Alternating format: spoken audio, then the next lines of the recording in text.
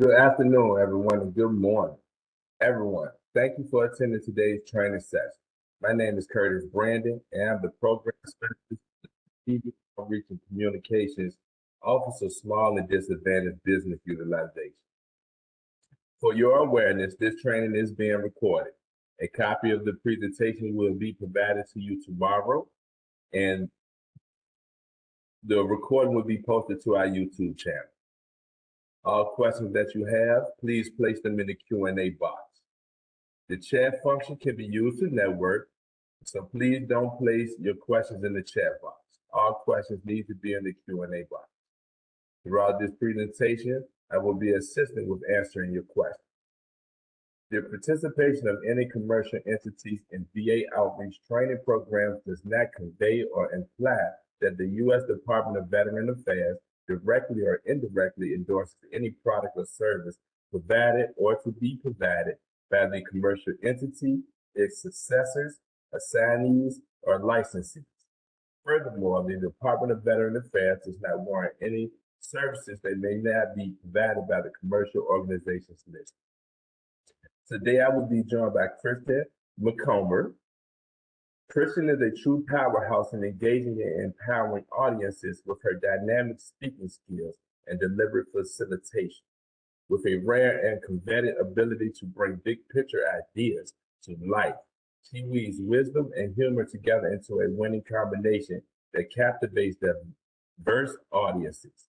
As a former Division I college athlete, Kristen's competitive spirit and drive are evident in everything she does. She is no stranger to facing challenges head on with a growth mindset to achieve success, an energy that shines through in her speaking engagements, inspiring with expert insight and strategy that spawns industries. Welcome, Kristen. Thank you. I'm excited to be here to talk about one of my favorite topics. Let me share my screen. 1 second. All right, let me know when you can see. Good to go. Okay, cool. All right, so this is the second part in our 3-part series. So last week we did part 1, which was talking about everything pre-RFP, positioning yourself and getting ready for the RFP. Today we're going to talk about the RFPs on your doorstep, and you've got to write a proposal. So what does that winning proposal look like? And then part 3 is next week, and that is all about the presentation, and we are going to talk about how to avoid death by PowerPoint. So let's dive in and talk about how to take strategic action for proposal success. So a little bit about myself. I've been in the industry 20 plus years. I started my career out in the DC area working for global architecture, engineering, and construction firms. I moved to the Midwest where I spent time, again, working for some global AEC firms. And then I am out in Southern California now. I decided 2 years ago to leave the corporate world and follow my long-term dream to start my own company. And so I own a company called Summit Strategy, which is an integrated marketing and proposal consulting firm. So we work with a lot of small businesses, 8A firms, veteran-owned, woman-owned, minority-owned, diverse-owned businesses that want to elevate their game and win more business. And so we provide a range of marketing and proposal related services. And I am excited to talk to you today. So if you were on part 1 of our webinar, we talked about our strategic edge process, which is really a 5-step process to help you, strategically position for opportunities and put together a process for your company to think about the right steps and the right things to identify clients, have a game plan in your market, identify who your competitors are, what your value proposition is, who you want to be when you grow up, make sure you're targeting the right clients, the right opportunities, because I think as small businesses, we'd all agree that we have limited time, limited resources, and we want to make sure to, use those precious limited resources and limited time, spending the right time pursuing the right opportunities and the right clients. And so we want to talk today really about the proposing phase. But before we go through that, I want to refresh us on these 5 steps in case you missed last week. So the first step is planning. So planning is really about what can we offer that is unique only to us. And this is really where we get to know our market. We talk about, what's changing in the market. What are some market trends? Who's our competition? What are our strengths, our weaknesses, our opportunities, our threats in the marketplace? That's known as our SWOT. Who are those target clients? Who buys what we're selling? And then what's our strategic plan? What's our annual roadmap for the next 365 days? What are we trying to accomplish? And again, what do we want to be when we grow up? The second phase is positioning. So this is where we're starting to, if you think about it as a funnel, we're starting to really funnel down and focusing on more specific clients, more specific opportunities as we narrow down. So here we're thinking, is this a truly viable and competitive opportunity? Is there a path to winning? We're starting to position with specific clients, and then as we go through, we're starting to position for specific opportunities. So we're starting to develop client account plans, we're executing marketing and branding strategies, we're prioritizing opportunities with those clients and developing capture strategies. The third stage, which we're going to dive deep into today, is proposing. So the question here is our solution complete, compliant, and compelling? And then my favorite question to ask ourselves during the proposal phase is, so what? So during this stage, we're going to conduct a go, no-go, which we'll talk about here shortly. We're going to develop a proposal management plan, which is really our roadmap to developing a compliant and compelling proposal. We're going to conduct a kickoff meeting to get everyone on the same page. And then we're going to put together a winning proposal, which is obviously a lot of facets to that. And then we're going to anticipate the shortlist or orals phase if that is part of the procurement.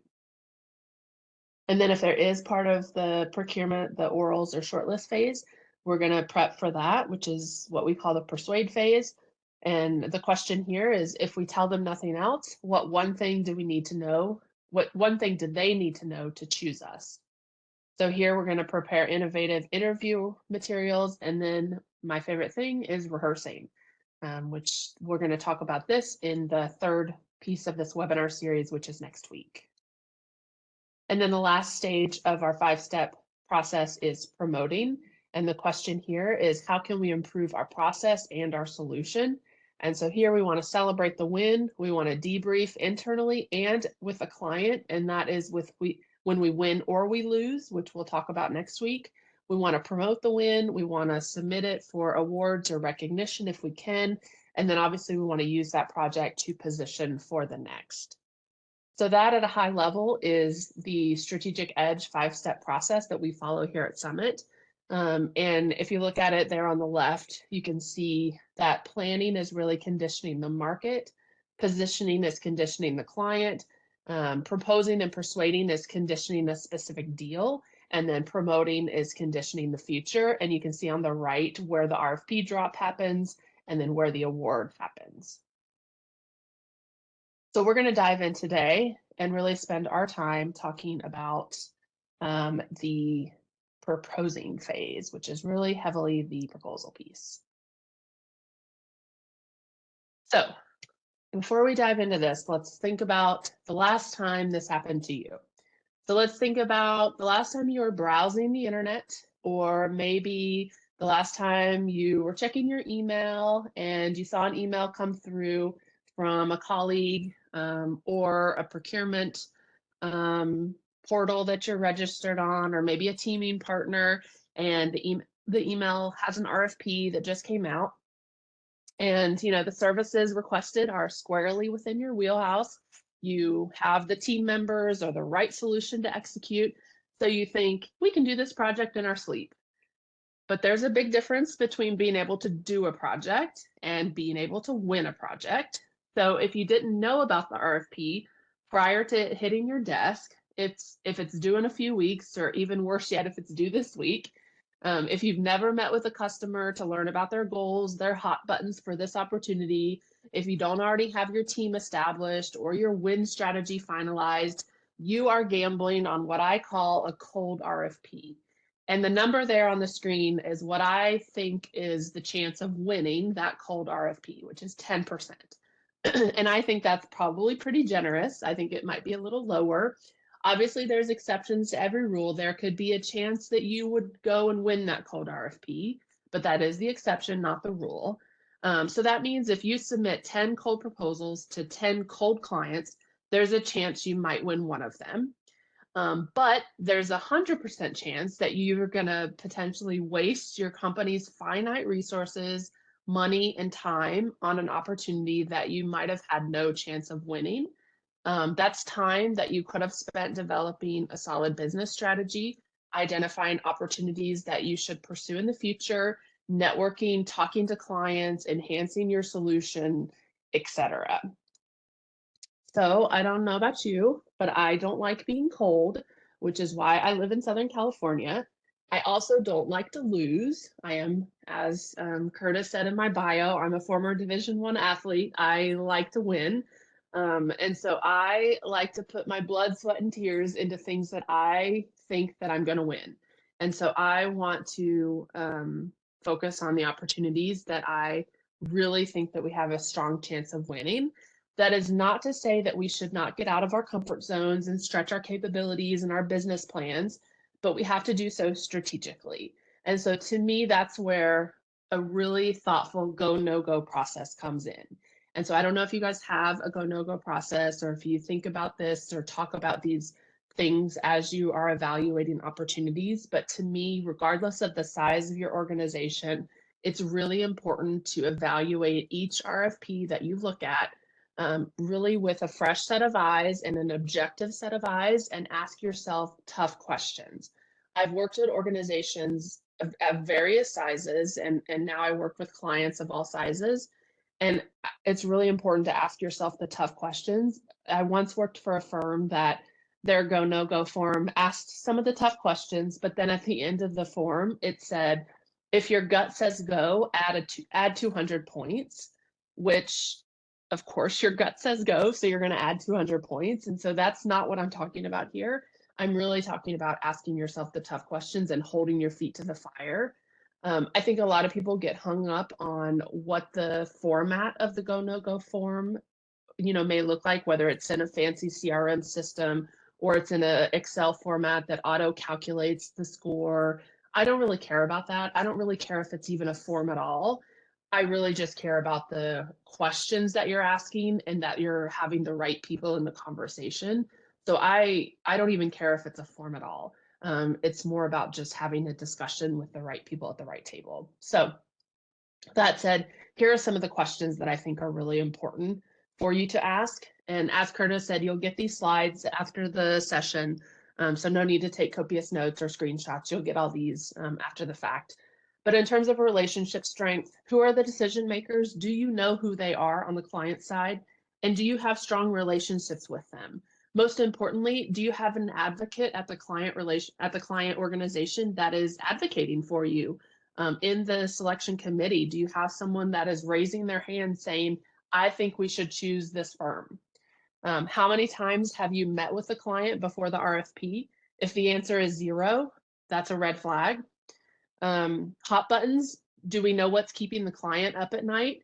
And most importantly, what do we know that no one else knows? That stuff is not going to be in the RFP. I think a lot of times we feel like that answer is in the RFP. And if we read the RFP, we're going to know the magic answer. But that stuff is not in the RFP. And so that's where our relationship with the client is really important. And that's where having those conversations before the RFP is really important, because as we know, there's a cone of silence once the RFP is released. Chance of winning. Does the client have a preferred provider? Is there an incumbent? Are we up against someone that's been in there for years and years and years, and it's a very uphill battle? Do we have at least 3 discriminators or 3 win themes, 3 reasons they should choose us? Who are our competitors? Can we beat them? How many awards are there? Is it 1 award and we're up against an incumbent? That's a tough one. Is our price strategy competitive, etc. Resources, is there a reasonable turnaround time? Did it come out yesterday and it's due on Friday? That may mean it's wired for someone else. That's a red flag. Do we have internal resources to lead it? Do we have the capture manager, proposal manager? What's the level of effort? And then alignment with our long-term strategy. Last week we talked about our business plan and identifying our target clients and target opportunities for the foreseeable future, and not getting distracted with those shiny objects that pop up throughout the year. So making sure that in the go no go assessment, we're holding our feet to the fire and not getting distracted with those shiny objects. And so making sure that each pursuit is aligned with our business plan. And will, if this opportunity will further our business plan or if it will distract us. And is this a must win or what we call a nice to have? So again, just making sure that we ask ourselves these tough questions. So then when we pass the go, no go, and we decide that we want to, invest our time and resources and pursue an opportunity, then I think that there are, a couple key components to what I would consider a winning proposal. And I think they come down to these 4 elements. So compliant, compelling, clear, and credible. So we'll go through each of these 4 items. So the first is compliant. And I hate that I have to say this, but I do. Always follow the RFP. And there are a lot of RFPs that make no sense. And no offense to the government folks out here. I know that you guys are busy and sometimes you just copy paste RFPs together and cobble it together and just to get it out the door because you're doing a million things at once. And sometimes from our side, they don't always make sense.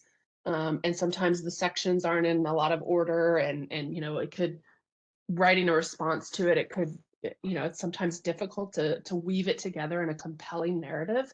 And it would make more sense if we reordered some sections. However, we can't do that. We always have to follow the RFP. And so I always have debates or discussions, heated discussions with subject matter experts and teammates about whether we can reorder the RFP requirements to make it sound better. And the answer is always no. So we always want to follow that RFP regardless of whether it makes sense or not. Second is compelling. So this is most important to me. And so here, we really want to answer the question, why should the client select us instead of everyone else? As we know, competition is getting, harder and harder. There are so many firms out there that do what you do, and it is more and more difficult to stand out.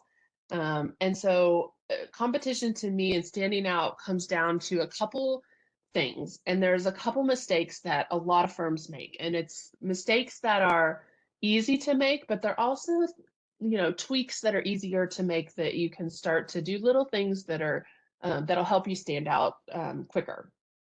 So things like providing too much information. So if you provide too much information, clients are going to have a hard time figuring out what you're selling. They're going to have to weed through a bunch of text that they didn't really ask for to figure out what you're saying and what the most important nuggets are. Not describing value from the client's perspective. Why should the client care? It's that so what factor. Failing to identify what's different about us, you're going to sound just like everyone else out there. So to fix some of that, I think there's a formula, and I don't know if you're familiar with this, but I call it the IFBP formula. And so this is really starting to define your value prop or your win themes, your differentiators. And so IFBP stands for issue, feature, benefit, proof. So I'll go through here and explain it. So issue stands for, or the I stands for issue, which is really the client's challenge or problem, which is also the pain point or hot button. And this is first and foremost because if we don't know what the client's issue or pain point or hot button is, we can't put together a win theme. We can't solve a problem if we don't know what the problem is. And so we can't write a win theme. We can't write a winning proposal if we don't know what the problem is that we're solving. And these issues and these pain points and these challenges and hot buttons are not going to be explicitly written in the RFP. These are going to be found out through discovery and through client relationships and through trust building and relationship building. And that is why in last week's webinar, we talked about relationship building pre-RFP and discovery sessions and talking to the client before the RFP hits. And so that's why this is so important. And that's why the issue is listed first. So once we identify what those hot buttons and pain points are, then we got to figure out how we solve them. So features are tangible things and solutions that you bring to solve those problems. Benefits are why your features are important to them, so AKA the so what factor. And then proofs are evidence your claims are true, aka prove it or lose it. So those are metrics, quotes, commendations, proof points, like anything that kind of back up those claims. And so features and benefits are really, these get mixed up a lot. And I see a lot of proposals that are very feature heavy in that they are written all about us because it's really easy to write about ourselves. It's easy to write from our perspective, write all about ourselves and how great we are, how our experience, from our experience and all about our experience instead of taking it one notch up and one step further and writing in a benefit focused language about the client and from the client's perspective, because we don't always do the hard work to understand the client and be able to write from the client's perspective. But that is truly what a winning proposal is. And so that's what we're going to talk about, is how to tweak our language to really be benefit focused. But before we do that, we really have to understand the difference between features and benefits. So let me give you a very simple, silly example of the difference between features and benefits. So let's take a look at this ice cream cone, which at 9 in the morning in California seems a little crazy, but we'll go with it. So the features of this ice cream cone is it's gluten-free, it's no added sugar, it's organic, which does not sound very good for an ice cream cone. Benefits, though, it's guilt-free, it's all you can eat, it's healthy.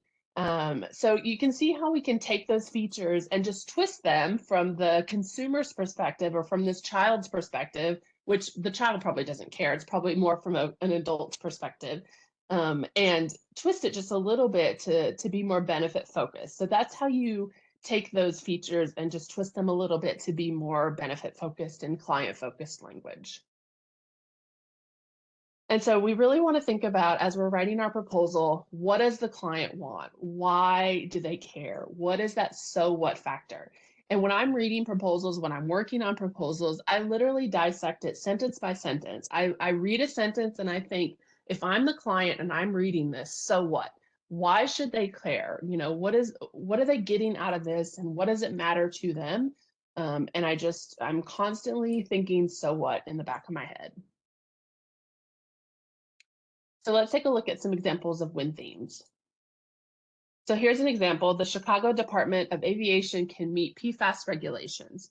So this is probably not a great win theme because this probably just regurgitates the scope requirement. There's nothing unique about this. This is just very blah. The second one, the Chicago Department of Aviation can meet PFAS regulations by your deadline by working with our in-house staff. So this is a little better, but it's still not great because it's very generic. Again, it kind of regurgitates a requirement. It doesn't have any proof points, any metrics, any benefits that are specific to your firm, nothing to really stand out from your competitors. Here's one a little bit better. The Chicago Department of Aviation can meet PFAS regulations by the 2030 deadline by working with our in-house staff who've completed more than 70 PFAS projects since 2018. So that one's better because it's got proof points, got metrics, it's got those unique elements that are probably different than your competitors. And so that's the strongest out of the three. Here's another example. So you can see there at the top what the RFP language was. And then the first example at Summit, we have successful experience on similar work and innovative approach. Again, that's just regurgitating versus the bottom one. Summit has successfully completed more than 25 similar projects across the state of Washington. On these projects, our innovative approach has helped clients, et cetera. So that's got more meaty proof points. It's got more specific elements that really tie it all together and really stand out from your competitors. So obviously that one is the stronger statement. So when you're developing your win themes, again, we go back to that formula. And what I like to do in our kickoff meetings is I just have an Excel spreadsheet and I keep it simple. I have a column that has our issue, a column with our features, a column with our benefit, and a column with our proof points. And I literally go one by one and I'll say, okay, what's a hot button or issue for our client? And we'll figure one out and we'll write it down. And then I'll say, okay, what's our feature that solves that pain point, and then just go across the row and fill out each IFBP and then go through and just brainstorm as many as possible. So here's an example. So here's an issue. It's a complex project. The client needs quick answers to questions and results. So the feature, for example, of this one, the features could be, we have a local leadership, collaborative team, we have previous experience at the site. The benefits could be that the client gets responsive, knowledgeable results. And then proof points are, we're 15 miles from the office to project site. Client manager, project manager, design manager have worked together for more than 10 years. The PM has experience at the site through previous XYZ project. And then you got to tie all that together with a win theme. So my take at this is the Chicago Department of Aviation can receive responsive, knowledgeable results by working with our team that includes local leaders located just 15 minutes from your office who have worked together for more than 10 years. So one thing to note here is that this statement doesn't start with my company's name. It doesn't start with Summit because it's not about me. It's not about us. It's about the client. So it starts with the client's name, and it's about them and what they get. So you see it's the Chicago Department of Aviation can receive, and it's what they get the benefit there. And then it's got the proof points and metrics, and it's about them and from their perspective. So you can see there how it all ties together using a very simple example of that IFBP formula. So as I said there a second ago, this is not about us. This is the most important thing about win themes and about the entire proposal. So as you're writing your proposal and as you're thinking about features versus benefits, please keep this in mind throughout the entire document. This is not about you. And it even simple things like the amount of times that you list your client's name versus your name in their proposal, in your proposal. So I would challenge you to go back and open up your last proposal and do a find search and search your name, your company name, and search your client's name and just do a calculation to see what the ratio is. I would guarantee that your company name is much higher than your client's name because, again, it's very easy to talk about yourself and write from your perspective versus all about the client and from their perspective. But it really needs to shift to write a client-focused proposal. So just think about that the next time you're writing proposals. Another thing to think about, this is one of my favorite quotes. It says, give your readers as much information as possible, as soon as possible, which is the most important piece of that. To hell with suspense. I think sometimes we're, especially if you're technically trained, like as an engineer, you're focused or you're trained to really build up to the hypothesis. So you give all this like background information, and then you give the punchline. And in proposals, you want to give the punchline right away. So you want to give the important stuff and the answer right up front because your clients are busy. They don't read word for word. They skim, they flip pages, they look at call out boxes, graphics, bolded text. They kind of skim the first lines, you know, whatever that catches their eye. And so we really want to give them the most important information right away. You don't want to hold it for the end because you're probably going to lose their attention way before that. And so that's a methodology called Kairos. And so it means things like in a single page, you want to put the most compelling information in the very first paragraph. In a paragraph, you want to put the most important idea in the first sentence. And then you want to use call out boxes to summarize or highlight information. We really only have a few seconds to make a good first impression. And so you want to pack your punch at the beginning of the document and beginning of a paragraph. And the order in which you present information really matters. And so be considerate of that hierarchy of information as you're structuring your proposal and structuring your answer within each section. So now let's talk about my favorite cover letter opening. Hopefully this doesn't offend too many people, but I still see a ton of cover letters that start with this lovely sentence that says, "We are pleased to present this proposal."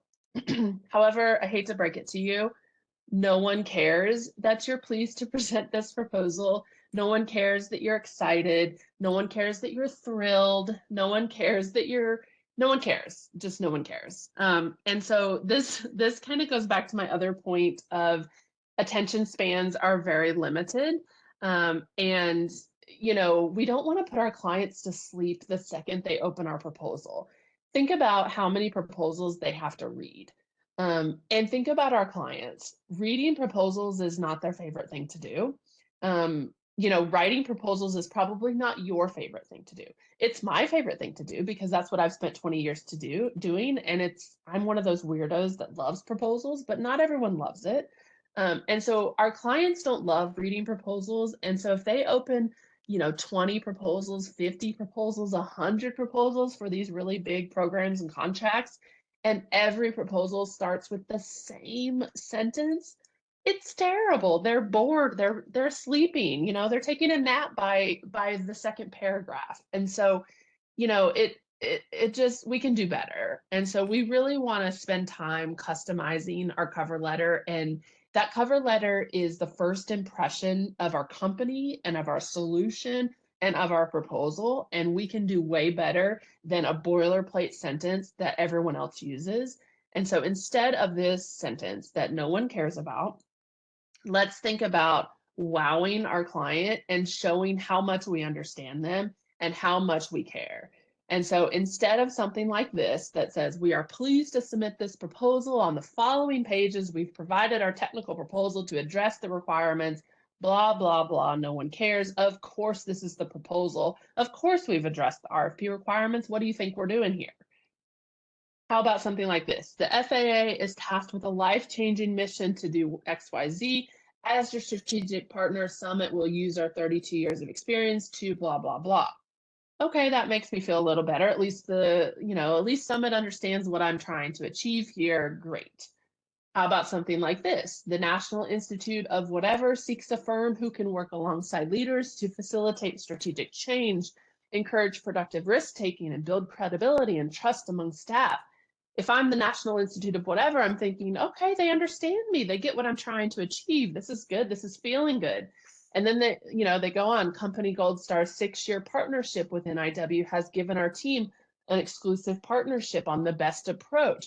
Okay, that feels good. So I'm the client and I'm feeling good. That's what we want. We want the client to feel good, to feel understood, to feel heard, to feel seen, right? And so we want to tailor and customize. We don't want to just slap a boilerplate cover letter together and call it a day and just shove it out the door. We really want to spend time focusing on what they want and need. And so that's where, again, to hit that point that I said earlier, understanding the client and what they want and need, and truly understanding their hot buttons and pain points and what success looks like for them. And all of that comes pre-RFP through that discovery and relationship building efforts. And that's why that is so important, and not submitting on those cold RFPs where you've had no customer engagement and no relationship. So here's a cover letter framework. And again, you'll get these slides so you can use this later. So the introduction paragraph, you have that first sentence summarizing the client's vision, objective, and challenges like I had on the previous slide. You have a statement that says that we'll fulfill the client's needs, and then you highlight why us. And then in the body, you've got a statement that, saying that you'll bring the following benefits on this project. And then you've got a couple bullets that have the features and then the benefit and the win theme statements. And I would say no more than 3 win themes, so no more than 3 bullets. I've seen cover letters that have 10 win themes, and good Lord, the client's not going to remember 10 reasons to select you. And so keep it to 3 or less. If you can't narrow it down to 3, we've got to consolidate because the client's not going to remember any more than 3. And then closing, we want to focus on how our mission and goals align directly with the client. That's where that kind of touchy-feely thing comes into play a little bit, that emotional connection. We want to connect with the reader, inspire them to choose us. And we want to close with next steps and contact information, how they can get in touch with us, next steps, etc. All right, so then we're still in the compelling piece of the proposal. And another piece of writing compelling proposal language is making sure that we use active voice. And again, this may be self-explanatory, but you'd be surprised how much of proposals are still written in passive voice. And in a long form proposal, I still see so much passive voice. And in my opinion, most of the documents should be an active voice, so like 90+%. And active voice, obviously makes clear who is doing the action, but it also enhances the ability to, the reader's ability to picture themselves in the scene. So in rhetoric, we really call this invoking the audience, especially when using, we to show the action. So again, this just helps the readers really understand the content faster and make them feel part of the solution and action, which is a win-win for our clients, right? Because we really want them to feel part of the solution and feel compelled to, pick our solution and pick our team. And then it's also easy to get stuck in a rut using the same old words. And so I like this slide because it gives some variety. And I learned this from one of our writers, these action verbs. And so again, just different ways to word things. So when you want to convey, taking the lead, or efficiency or achievement or communication, these are some different types of action verbs that you can use to get that same message across without using the same type of words that everyone always uses, just to mix it up a little bit. And then there's also some power words as well. So again, words that convey urgency, or that convey trust, or that create connection, that promise a surprise. So again, things to reference later. Hey, Christian, I got two questions that popped up. Sure. You have to answer them? Yep, let's do it. Awesome. You elaborated the proposals are already flagged for another company with such a short due date. Should one not reply if the dates are short? Mm. Good question. I mean, it's not a universal red flag. I mean, that's where knowing the client is really important, because sometimes their due dates are always really short. Who knows? So it's not a one size fits all answer. I would say do some research and understand what their typical turnaround times. If it's always, 4 days, then maybe it's not a red flag. But if it's, always 2 weeks, then all of a sudden this one is 4 days, then maybe that's a red flag. Awesome. Thank you. What if you are a small business and bid on small opportunities, whereby they are requesting 5 to 6 chair or desks and or window coverings? Is it imperative to reply direct with cost, or should I elaborate, etc.? I would say always give them exactly what they asked for. So if they've asked for just a fee, just for cost, then definitely give them that. I would say you have the opportunity to include a cover letter that you could elaborate with some selling points and win themes of why they should choose you. What makes you different than your competitors. So that's your opportunity. But I wouldn't elaborate too much beyond that. I wouldn't give them 20 pages of fluff if they didn't ask for it. So that would be my suggestion. Awesome. Thank you. And that's all for now. Okay, cool. There's also a concept of the power of identification, which is a theory that comes from someone called Kenneth Burke.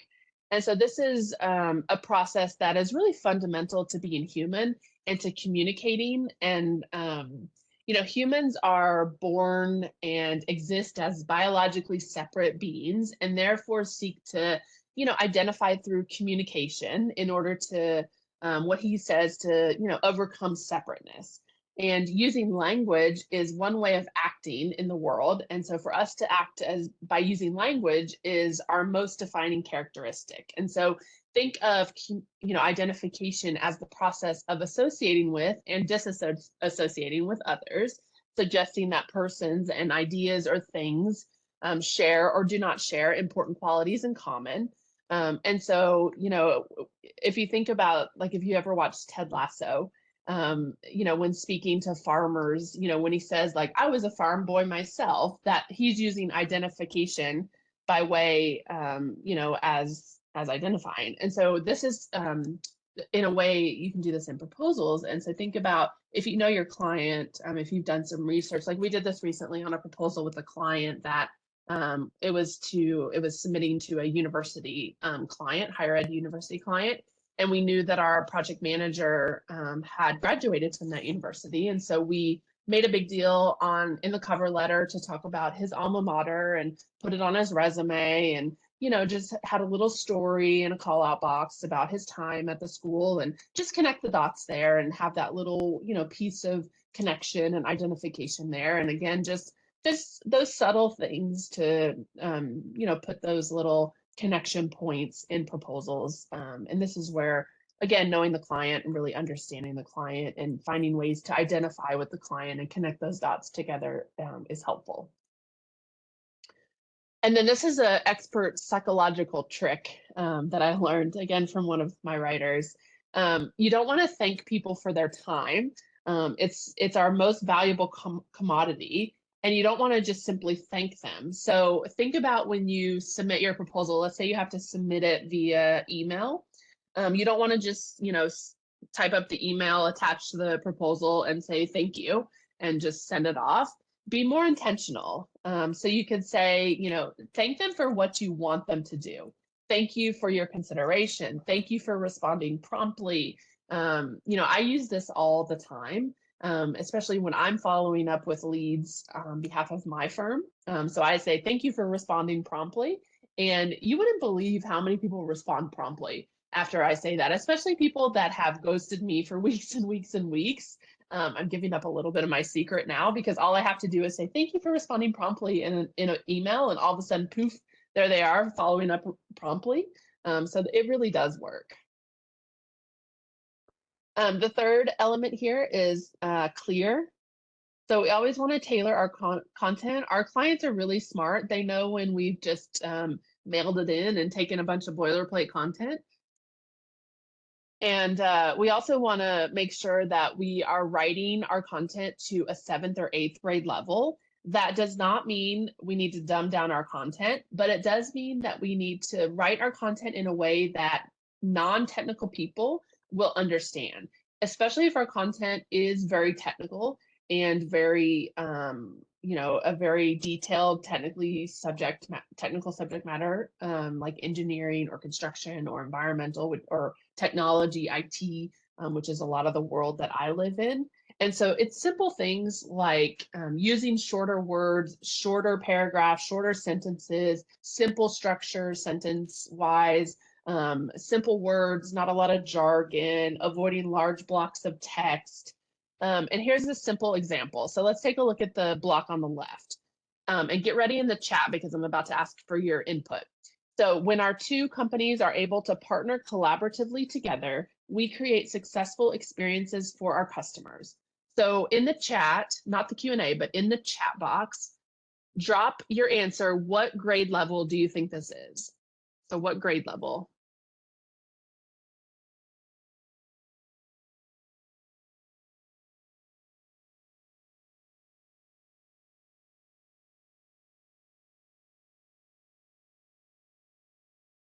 Anyone have any ideas?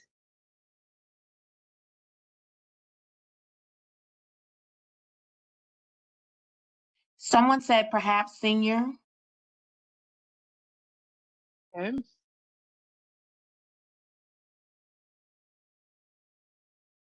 Be 5th grade, 10th. Okay, you guys are going to be shocked. So this is actually 15th grade level, which is not even really a grade. It's that high. So this is 15th grade.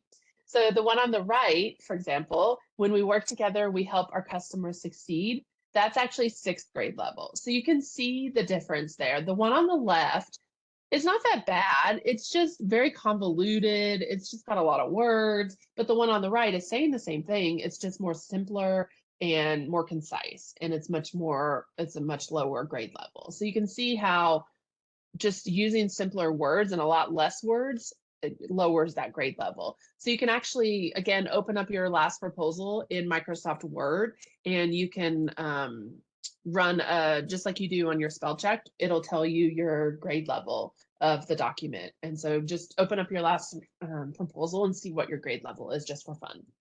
But again, the best practice is 7th or 8th grade level. All right, so then the last piece of winning proposal is credible. So my favorite phrase is prove it or lose it. So we want to substantiate all our claims with facts. We don't want to just say we're great. We don't want to just say we're innovative. We don't want to say we're best in class. We want to prove it.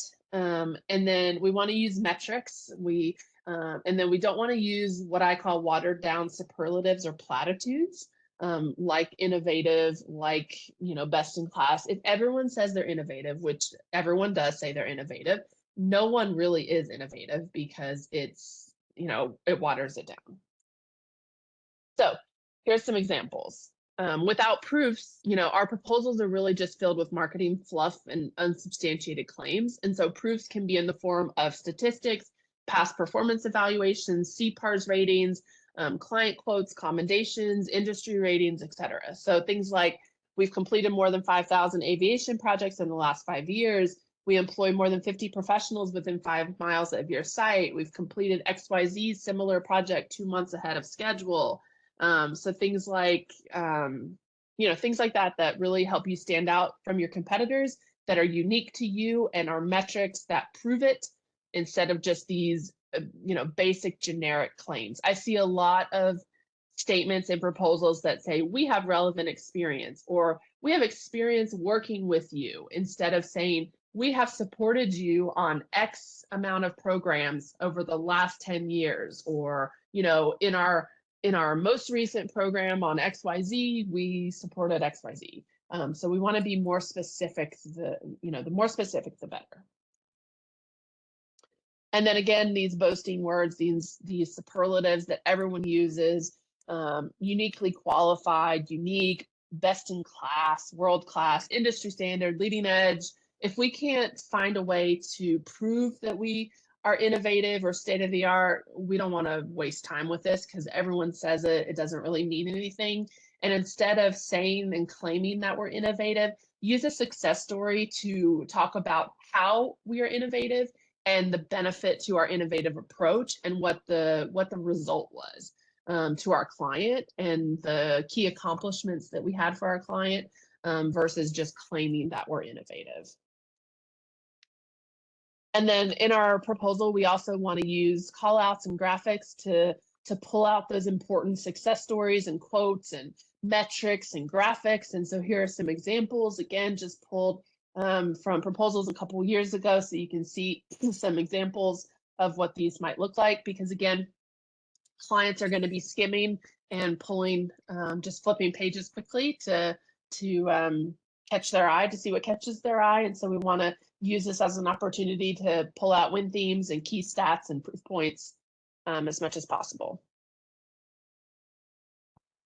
And then we also want to make sure to have awesome templates. This was actually created in Microsoft Word, believe it or not, because you can make Microsoft Word look pretty good. And a lot of proposals, especially in the GovCon space, look like they are from 1992. And I know a lot of RFPs require Times New Roman 12 point font, which you can make look pretty decent still. But I think, your proposal has to visually stand out as well, because again, when contracting officers and selection committees are reviewing hundreds of proposals, the visual appeal of it does matter as well as the content. The content matters much more than the visual appeal. So if you're going to spend your limited time and limited resources, really focus on the content first and foremost. But if you do have time, the visual appeal does matter as well. And then I'm going to breeze through some of this real quick, because I know we've got 11 minutes left and I want to leave a couple minutes for questions, but you will get these slides. Resumes and project descriptions, or past performance, or case studies, whatever you want to call them, are also really important keys or pieces of the proposal. I'm not going to spend too much time talking about them, but there are a couple key points that I want to hit. Resumes, when you're thinking about building your team, especially if the procurement is going to involve an orals or a shortlist part of the process, think about that as you're building your proposal. Not everyone especially when we're thinking about a project execution role, not everyone is great in front of a client at an interview or an orals presentation. And so begin with the interview in mind. As you build your team, especially the top level of your org chart, your program manager, your project manager, your top SMEs, think about who's going to be comfortable in a room presenting to the client and who's going to be able to seal the deal, close the deal for you, and make sure those resumes tell the right story, and those resumes and those people are at the top of the org chart, and those people are ready to be in an interview presenting to the client in a couple weeks or a couple months, whatever that may look like.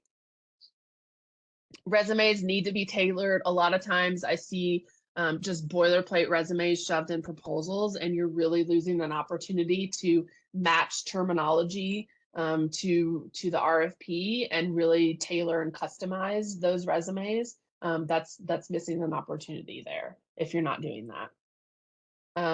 2 pages or less unless there's an RFP requirement that says otherwise.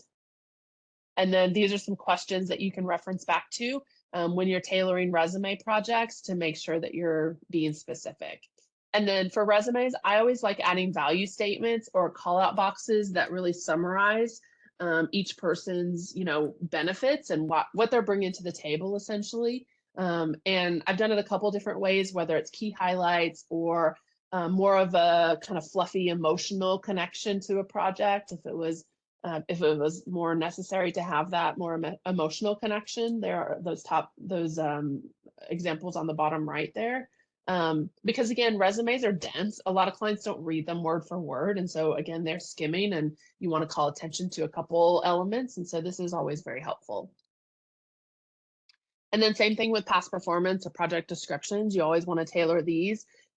For this, I always really like having a relevancy bullet list because again, you don't want your clients having to weed through a page or 2 pages of text to figure out why this project or past performance write-up is relevant to the project you're pursuing.